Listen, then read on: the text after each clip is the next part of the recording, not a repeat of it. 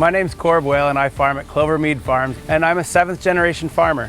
I've always liked the concept of being able to produce power with a waste product on farm, and thought the idea of bringing that back to the dairy farm would be a great fit for what we do. The concept fascinated with me, but developing the business plan was what took a little bit of time. By the years 2000, we were looking seriously at doing something, and eventually the Ontario government came out with the Green Energy Act that allowed us to sell energy back into the grid. That's when we made the final decision to go ahead with our project. The technology was relatively new for North America, so we found ourselves doing a lot of research in Europe and the United States to find what would work best in our climate. In the end, we designed our own digester and built it with the help of an engineering firm locally. We were lucky enough to get a contract that our electricity gets delivered back into the grid and moves down the line for other users. We milk 160 cows here at Clovermead, and we collect all of their manure, about 10 tons a day, and it goes directly into the digester. The digester itself is quite simple. It's basically a big vat that we heat up to the body temperature of a cow, so 38.5 degrees, and stir it, just like the stomach of a cow. The bacteria that naturally occurs in a cow's gut exists in the digester, and that's what produces the methane. The trick is the system. So having pumps and agitators and tanks and heating mechanisms, that's what adds the complexity to it. But the basic reaction of digestion is quite simple. The recipe that goes into a digester is really important. You need a good combination of carbon and nitrogen. Manure is the base for our digester, and about 70% of all the material going in is manure and wash water from the milking parlor. The rest of it is off-farm waste. We're lucky to live in an area that has a lot of food processing, and they're always looking for places for their waste. So our digester takes in about 8,000 tons a year of food waste, and we add that to the manure, and it actually enhances our gas production fairly significantly.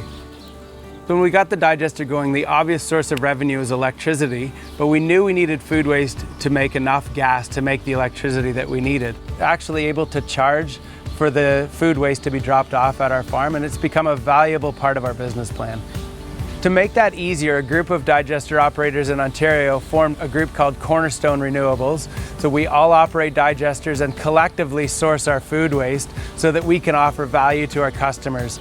I think that's one of the exciting things about anaerobic digestion in general, is the circular nature of that economy. We're producing food that we send to the cities or the processors to make food for people. The waste from that food comes back to our digester, creates electricity, creates heat, creates fertilizer, and it creates bedding. So that loop gets completed. It's a nice feeling. As a farmer, that makes us feel good. So we can produce food, we can produce our own fertilizer, we can produce our own bedding, we can produce our own feed, and all of that gets subsidized by the food that we sent off the farm in the first place when the waste comes back to us. So that is a really nice story to tell. We have a contract for 250 kilowatts per hour every day here at Clovermead, so that totals 6 megawatts of electricity every day that we put back onto the grid. We're also able to produce more electricity that we use here on the farm to offset our electricity use. So we've reduced our bill by 80%. With the amount of electricity that we put out from our farm, we could power about 40 to 50 regular residential houses, or 7 to 8 farms our size. It is a major capital investment to get into anaerobic digestion, especially when you start bringing in food waste. Over time, our business case has proven to be better than what we had initially expected. So we initially thought we would have an 8 to 10 year payback, and we're going to be on the short end of that. So for us, the investment was more than $2 million to put the initial capital investment in. The government's crucial. Without government support, the Green Energy Act, there is no way small digesters in Ontario could have ever taken flight. They definitely are a way of reducing our environmental impact. Building an anaerobic digester helps to change your mindset, and I think as farmers and dairy farmers in particular, we have to do better on our sustainability piece. I think we all have to be cognizant of our impact on our environment and on our society. When we built our digester here, it's definitely played a role in how we think about the future. And we can't all make huge changes all the time, but getting better every year and doing a little project every year really helps to build towards a sustainable future.